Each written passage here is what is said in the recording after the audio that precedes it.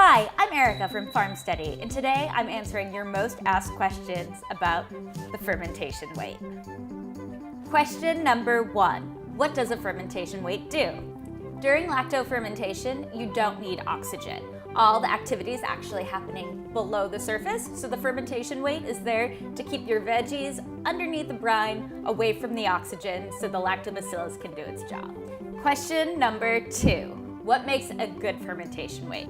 The first is heft. Your weight has to actually weigh enough to keep those vegetables submerged. The second is the material.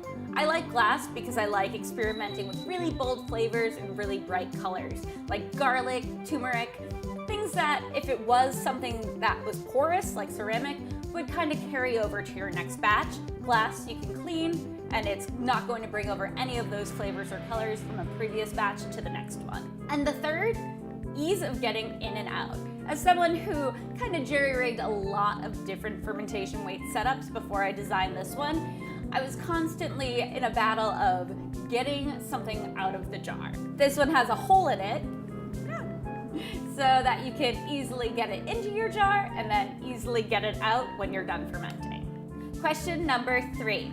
How do you keep your weight from sinking? So this is a great question and kind of funny. It's a fermentation weight, but ultimately you want it to stay at the top of your jar. The key is to prep your veggies. That means big chunks, pack them in pretty solidly, and the weight will just sit on top. If you're making kraut and that's shredded, obviously shredded things could kind of creep on out, so I like to use a cabbage leaf, cut it into a circle, and put that down before the weight to keep everything in its place. When I'm making hot sauce, that's going to ultimately be a sauce, I ferment the peppers in big chunks so that the weight can keep them down and then blend it after fermentation.